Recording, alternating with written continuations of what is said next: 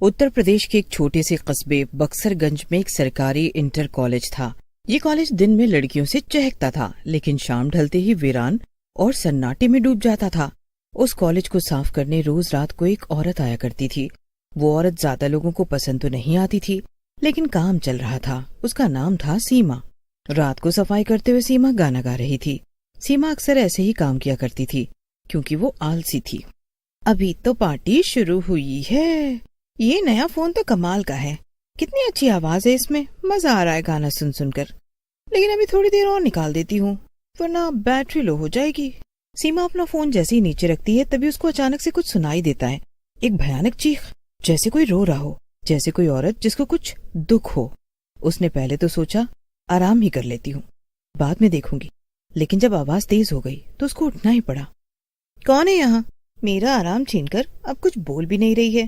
ये जाने कौन है? सीमा को लगा जैसे कोई लड़की कॉलेज में है और वो रो रही है। वो रोने की आवाज दरवाजे की तरफ से आ रही थी। सीमा उस दरवाजे की तरफ चलने लगी। कौन है बताओ, मैं क्या तुम्हारी कोई मदद कर सकती हूँ? हम बात भी तो कर सकते हैं ना। क्यों, आओगी बाहर? अब नहीं आओगी तो चलो मैं ही आ जाती हूँ। सीमा जैसे जैसे आगे बढ़ रही थी, आवाज तेज होती जा रही थी। अचानक ही रोने की आवाज हंसने में बदलने लगी और सीमा डरने लगी। ये क्या चल रहा है? एक काम करती हूँ, भाग जाती हूँ यहाँ से। मुझे क्या मतलब, पता नहीं कौन पागल है, कभी हंस रही है तो कभी रो रही है। यहाँ से तो मेरा निकलना ही सबसे सही रहेगा। सीमा जैसे ही भागने लगती है, वैसे ही उसको पीछे से किसी ने खींचा। सीमा डर के मारे चिल्लाने लगी। उसको लगा जैसे किसी ने भारी हाथों से उसको जकड़ लिया। छोड़ो, मुझे छोड़ो, जाने दो। कौन है तू? मुझे जाने दो। सीमा ने पीछे मुड़ के देखा तो एक प्यून की ड्रेस पहने वो बहुत घबरा गई। हाय दैया, ये तो चुड़ैल है। छोड़ दे मुझे, छोड़ दे। ये मैं कहाँ फंस गई? भाग के दिखा, अब तेरी जान ले लूंगी मैं। मुझसे बचकर अब कहीं नहीं जा सकती है तू। सीमा ने बहुत कोशिश की भागने की, लेकिन हर बार वो चुड़ैल उसके सामने आकर खड़ी हो जाती। अगले दिन सीमा कॉलेज नहीं आई तो रेखा और रीना, जो वहाँ टीचर्स थी, बातें करने लगी। ये सीमा भी ना बस गाने सुनवा लो उससे, कामचोर कहेंगी, यही सो रही होगी छुप के। हाँ, एक काम करने को बोल तो मुंह बनाती है और उसी काम की तो पैसे लेती है। हाँ देखिए ना, आज फिर नहीं आई, कभी भी छुट्टी कर लेती है। आएगी भी तो या तो उसका नया फोन या सो ही जाती है। उफ, देख के लग रहा है रात को भी सफाई नहीं की है उसने। अब रात की सफाई करेगी या दिन की, ये तो वही जाने।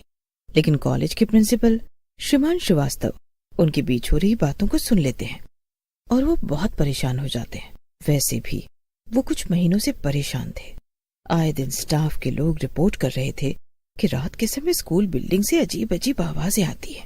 ये किसकी नजर लग गई है मेरे कॉलेज को? पहले तो ये सब नहीं होता था। प्रिंसिपल को अब अपने कॉलेज की चिंता सताने लगी थी, तो उन्होंने हाल ही में कॉलेज में एक नया प्यून यानी चपरासी रखा, जिसका नाम था सुरेंद्र यादव। वो 35 साल का था और सादा शरीफ सा इंसान था। देखो सुरेंद्र, तुम्हें नाइट शिफ्ट ही करनी होगी, क्योंकि डे शिफ्ट में हमारे पास लोग हैं। क्या तुम्हें ये मंजूर है? जी साहब, तनख्वाह कितनी मिलेगी? अभी तो 12,000, लेकिन अगर तुम अच्छा काम करते रहे तो बढ़ा भी दूंगा तुम्हारे पैसे। जी, तब तो आपको जल्दी ही पैसे बढ़ाने पड़ेंगे। हाँ। फिर आज रात से ही आ जाना काम पर तुम। लेकिन पहली रात तक सुरेंद्र ने कॉलेज की चाबी ली और गेट खोला तो चारों ओर अजीब सन्नाटा था। उसने हिम्मत जुटाकर अपनी मेज पर चाय रखी और रिकॉर्ड रजिस्टर खोल लिया। उसके बाद कुछ देर तो सब ठीक ही रहा। सुरेंद्र को अब नींद भी आने लगी थी, लेकिन जैसे ही घड़ी ने रात के 1 बजाए, कॉलेज की तीसरी मंजिल से किसी के चलने की आहट आई। सुरेंद्र ने देखा, अंधेरे में बस एक चुड़ैल दिखी, लहराते बाल, सफेद साड़ी और नंगे पैर। लेकिन चुड़ैल धीरे धीरे गायब हो गई। अगली रात सुरेंद्र थोड़ा सतर्क होकर कॉलेज आया। उसने अपने साथ एक पूजा की माला और हनुमान चालीसा की किताब। रात 2:15 पर वही आवाजें। एक बार फिर से सुनाई दी। इस बार सुरेंद्र ने छुप कर देखा। एक चुड़ैल कॉलेज की प्रयोगशाला में जा रही थी।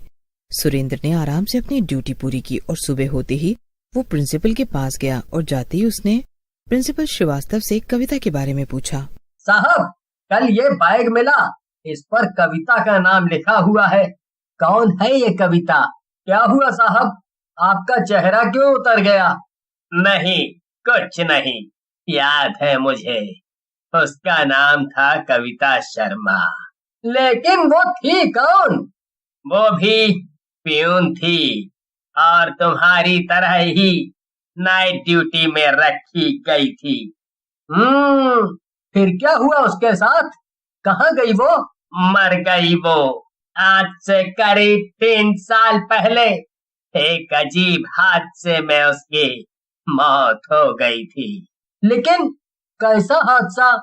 किसी ने बताया था कि कॉलेज के एक कमरे में आग लग गई थी। शुरू में हम सबको भी यही लगा था कि कविता अंदर ही जलकर मर गई है, लेकिन क्या साहब, वो नहीं मरी थी क्या? लेकिन जब उसकी लाश मिली तो वो जलने के बजाय ऐसे मिली जैसे किसी ने उसका गला घोट दिया हो। और चौंकाने वाली बात ये थी कि उसके नाखून पूरे 6 इंच लंबे हो गए थे। ये तो बहुत अजीब बात हुई। आप लोगों ने फिर उस बारे में पता नहीं किया? पहले तो सब कुछ ठीक ही था, लेकिन अब हम ज्यादा परेशान हो रहे हैं। मुझे लगता है मुझे ये कॉलेज बंद करना पड़ेगा। श्रीवास्तव के चेहरे पर एक अजीब सी उदासी छा गई। लेकिन सुरेंद्र एक वफादार प्यून था। उसने अपने मालिक के लिए कविता के बारे में पता करना शुरू किया। सुरेंद्र ने कॉलेज के पुराने रजिस्टर खंगालने शुरू किए। उसने पता किया और पाया कि कविता के बाद भी कई प्यून रात में रखे गए और हर कोई 6वीं रात के बाद ड्यूटी छोड़ गया। कुछ ने आत्महत्या की तो कुछ गायब हो गए। ये तो बहुत ही अजीब मामला लगता है। सब के सब 6वीं रात को ही गायब क्यों हो रहे हैं? आज सुरेंद्र की भी 6वीं रात थी। रात 1 बजे सुरेंद्र ने कॉलेज के हर कमरे में लाइट ऑन कर दी। हर कोने में गंगा जल छिड़क दिया। उसने मेन हॉल के बीच में हनुमान चालीसा की रिकॉर्डिंग चलानी शुरू कर दी। लेकिन 2:30 बजे अचानक सारी लाइटें गुल हो गईं। दरवाजा खड़ाम से बंद हो गया। दूरी में किसी के नाखून खरोचने की आवाज आई और फिर वो आई, सफेद साड़ी में कविता शर्मा। तू भी आया है मेरी जगह लेने? उसकी आवाज एक साथ 10 औरतों की गूंज जैसी थी। सुरेंद्र कांपते हुए पीछे हट गया। उसने जेब से गंगा जल निकालकर उस पर छींटा मारा, लेकिन वो और तेजी से बढ़ने लगी। मेरी जलती हुई रूह को कोई शांति नहीं दे सकता। मुझे बदला लेना है उन लोगों से जिन्होंने मुझे जलाया, कॉलेज के स्टाफ से और हर उस प्यून से जो मेरी जगह आया। सुरेंद्र को एक ख्याल आया। वो बैग जिसमें कविता का नाम था, शायद उसमें कुछ था। वो किसी तरह दौड़कर उस बैग तक पहुंचा और उसमें से एक जला हुआ रजिस्टर निकाला। उसमें कविता की हैंडराइटिंग थी। मुझे जलाया गया। मैं गर्भवती थी। कॉलेज के चपरासी हरीश ने मुझे जबरन कमरे में बंद कर दिया था। सब जानते थे, लेकिन किसी ने नहीं बचाया।